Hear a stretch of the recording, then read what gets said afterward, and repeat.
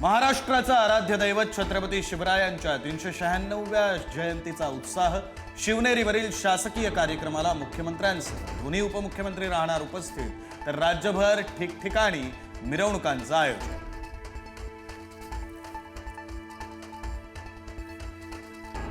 दुबईमध्ये सुद्धा रंगला शिवजयंतीचा सोहळा। मंत्री उदय सामंतांच्या पत्नी जया सामंत यांची सुद्धा उपस्थिती।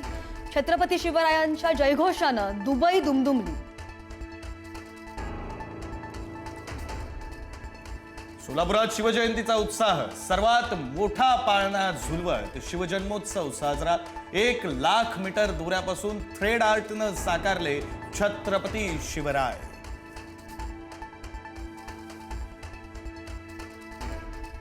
शिवजयंतीनिमित्त आज दादरच्या शिवाजी पार्कच्या सुशोभीकरणाचा होणार शुभारंभ। सकाळी राज ठाकरेंच्या हस्ते होणार शुभारंभ।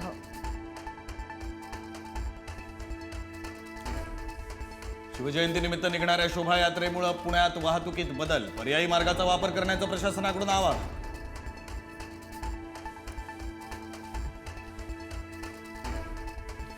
साताऱ्यामधील शिवजयंतीच्या कार्यक्रमामध्ये अघोरी नृत्याचं आयोजन। शिवेंद्रराजे उदयनराजेंनी लक्ष घालत हा कार्यक्रम रद्द करावा।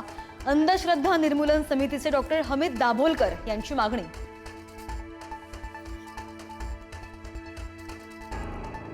बांद्रामधील रंगशारदा सभागृहामध्ये उद्या मनसेची महत्त्वाची बैठक। सकाळी 10 वाजता बैठकीचं आयोजन। मनसेचे मुख्य पदाधिकारी राहणार उपस्थित। शिंदेंच्या भेटीनंतर राज ठाकरेंची कुठली रणनीती हे पाहणं महत्त्वाचं।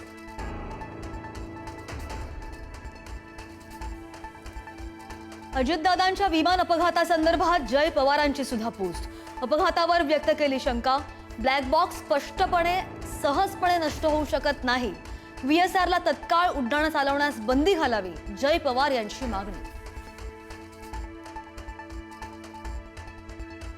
अजितदादांच्या अपघाताबाबत शरद पवारांच्या मनातही शंका असल्याचे संकेत। परिस्थिती चिघळू नये या काळजीपोटी अपघातामागे राजकारण नाही असं पवार म्हणाले असतील।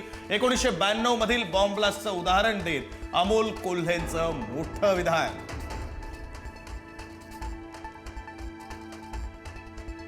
शरद पवार आणि पार्थ पवार राज्यसभेवर जाण्याची शक्यता।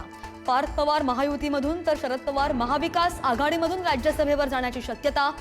शरद पवारांच्या नावाला उद्धव ठाकरे आणि काँग्रेस सकारात्मक असल्याची माहिती।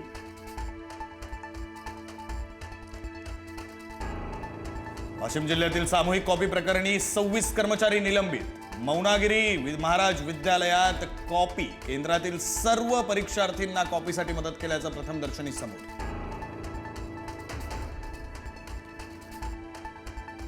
उद्यापासून सुरू होणार 10वीची परीक्षा। मुंबई विभागातून 3,49,000 परीक्षार्थी। परीक्षा केंद्रावर कडक नजर ठेवली जाणार।